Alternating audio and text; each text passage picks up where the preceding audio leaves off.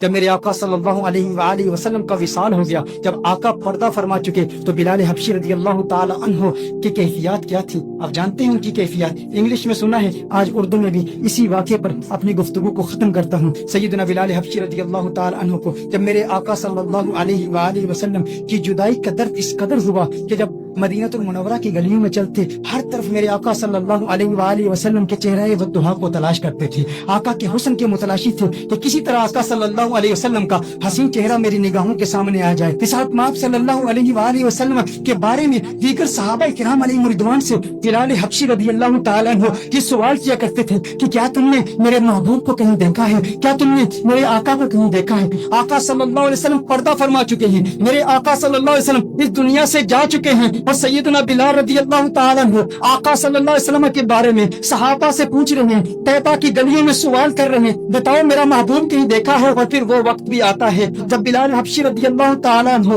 مدینہ المنورہ کو چھوڑ کر ملک شام کے شہر حلب میں تشریف لے جاتے ہیں، کیونکہ طیبہ میں آقا کی یاد آتی ہے، طیبہ کی گلیاں آقا کی یاد دلاتی ہیں بلال حبشی رضی اللہ تعالیٰ عنہ کو۔ بلال حبشی ملک شام کے شہر حلب میں چلے جاتے ہیں، 1 سال حلب میں گزارتے ہیں، اور پھر ایک وقت ایسا آتا ہے، قسمت انگڑائی لیتی ہے، مدینے والے کا دیدار کرتے ہیں، آقا خواب میں تشریف لاتے ہیں، خواب میں آ کے آقا بلال حبشی سے فرماتے ہیں، ہے میرے بلال میرے شہر کا کیوں چھوڑ دیا؟ ہے میرے بلال میری یاد نہیں آتی؟ مجھ سے ملنے جی نہیں کرتا؟ کیا تم مجھ سے ملنا نہیں چاہتا؟ بلال حبشی رضی اللہ تعالیٰ عنہ رات کے وقت آنکھ کھلتی ہے، بے چین ہو جاتے ہیں، فوراً بلال حبشی اٹھتے ہیں، اونٹوں پر سوار ہو کے مدینہ المنورہ پہنچ جاتے ہیں، مدینہ المنورہ کے دو دیوار کو دیکھتے ہیں، آقا کو تلاش کر رہی ہیں بلال حبشی کی آنکھیں کہ آقا کہاں ہیں؟ خواب میں آ کے آقا نے بلایا تھا، پھر حجروں میں چلے جاتے ہیں، آقا کو تلاش کرتے ہیں، آقا نظر نہیں آ رہے، پھر بلال حبشی فوراً آقا کے قبر انور پر چلے جاتے ہیں،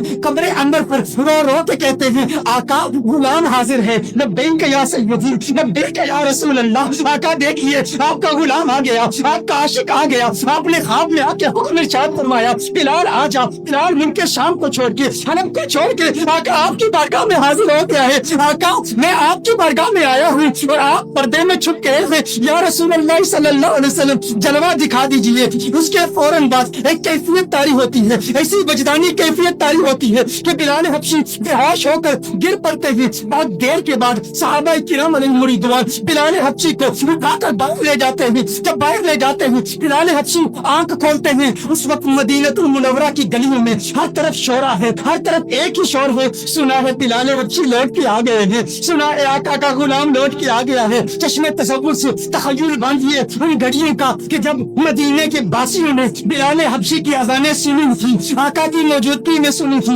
ہر طرف ایک ہی چرچا ہے بلال حبشی آ گئے ہیں۔ اب لوگ چاہتے ہیں بلال حبشی کی زیارت کریں کہ آقا کے جانے کے بعد، آقا کے پردہ فرمانے کے بعد، آقا کی جدائی کے بعد بلال حبشی کو کسی نے دیکھا نہیں تھا، 1 سال کے بعد بلال حبشی واپس آئے۔ اب ہر شخص آتا ہے مسجد نبوی شریف میں بلال حبشی کا دیدار کرتا ہے، اور پھر صحابہ عرض کرتے ہیں، ہے بلال ذرا اپنی آواز تو سنا دی۔ میرے بھائیو، جب انسان کو کسی سے پیار ہوتا ہے، جب انسان کو کسی سے محبت ہوتی ہے، اگر وہ محبوب دنیا سے چلا جائے تو اس کے محبوب کے جسم پر بھی پیار آتا ہے۔ میں اپنا بتاؤں، میری دادی کا انتقال ہو گیا ہے، میری دادی سے مجھے بہت پیار تھا، بہت محبت ہے۔ آج بھی گھر میں اگر دادی کی عمر کی بوڑھی عورتیں گھر میں آئیں، وہ جو دادی کے ساتھ باتیں کیا کرتی تھی، جو دادی کے ساتھ گفتگو کیا کرتی تھی، آج بھی اگر ہم ان عورتوں کی آوازیں سنیں، میں کمرے سے گزرتا ہوں تو رک جاتا ہوں، وہ آوازیں مجھے اچھی لگتی ہیں، کیونکہ وہ آوازیں مجھے میری دادی کی یاد دلاتی ہیں۔ یہ وہی عورتیں ہیں جو دادی سے کلام کیا کرتی تھی، دادی جن کمروں سے گزرتی تھی،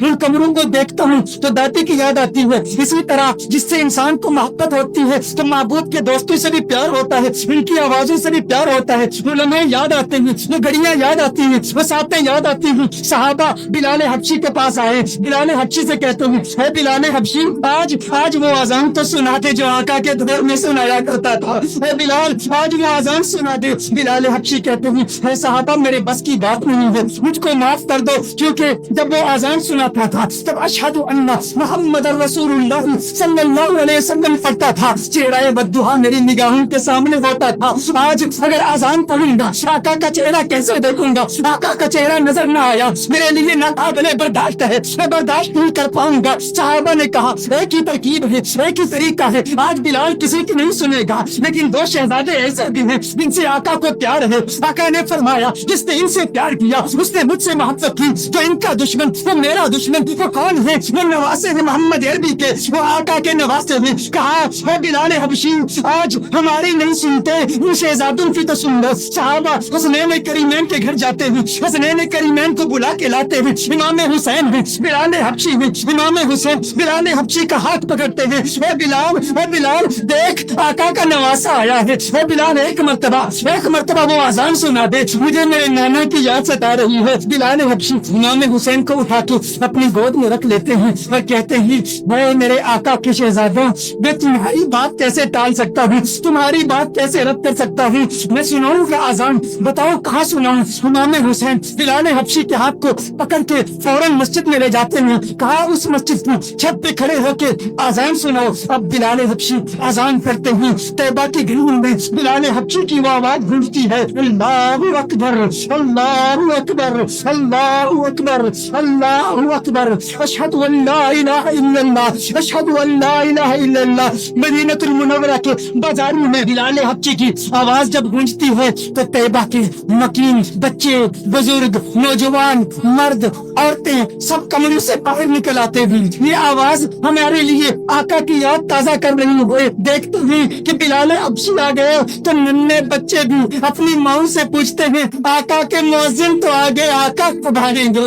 ہماری آنکھیں تڑپ رہی ہیں، کب اس مصطفیٰ پہ دیکھ لیں، کب چہرہ بددعا پہ دیکھ لیں، کب آقا کے گنگریالے بالوں کو دیکھ لیں۔ ارے آقا کی سنگت میں چلنے والا غلام تو آ گیا، آقا کب آئیں گے؟ ادھر بلال حبشی آزان پڑھ رہے ہیں، اشہد ان لا الہ الا اللہ کے بعد تب بلال حبشی اشہد ان محمد رسول اللہ پڑھتے ہیں، دیکھتے ہیں چہرہ بددعا نظر نہیں آیا، بلال بے ہوش ہو کے گر پڑتے ہیں۔ اس کے بعد جب بلال کی آنکھ کھلتی ہے اس کے بعد بلال کے لیے مدینہ المنورہ میں رہنا ناممکن ہو گیا، بلال واپس حلب چلے جاتے ہیں۔ یہ انداز ہے میرے آقا کے عاشقوں کے، ہم ہمیشہ کہا کرتے ہیں کیا وجہ ہے کہ یہ انداز ہماری نوجوان نسل کے دلوں میں ابھی تک منتقل نہیں ہوا۔ ہمارا بچہ کرکٹرز کے نام جانتا ہے، ہمارا بچہ فٹ بالرز کے نام جانتا ہے، ہمارا بچہ باکسرز کے نام جانتا ہے، ہمارا بچہ ریسلرز کے نام جانتا ہے، ہمارا بچہ دنیا کی سیلیبریٹیز کے نام جانتا ہے، ہمارا بچہ کارٹون کے کیریکٹرز کے نام جانتا ہے، ہمارا بچہ ہالی ووڈ سٹارز کے نام جانتا ہے، لیکن ہمارا بچہ آقا کی نگاہوں کی اسٹار بلال حبشی کا نام کیوں نہیں جانتا؟ ہم پر فرض ہے اگر عشق مصطفیٰ کی محفل سجائی ہوئے تو آج ارادہ کر لیں ہر روز رات سونے سے پہلے ہم بلال حبشی کے واقعات اپنے بچوں کو سنائیں گے، ہم حضرت ابو بکر کی قربانیاں اپنے بچوں کو سنائیں گے، مولا علی کی شجاعت کے واقعات اپنے بچوں کو سنائیں گے اور انہیں بتائیں گے کہ اس دنیا میں اگر عزت کے ساتھ رہنا ہے تو آقا کا عشق اپنے دل میں سنبھال لو کہ یہ وہ عشق ہے جو انسان کے دل میں اگر سما جائے تو انسان اس دنیا میں بھی کامیاب ہے اور اس دنیا میں بھی کامیاب ہے۔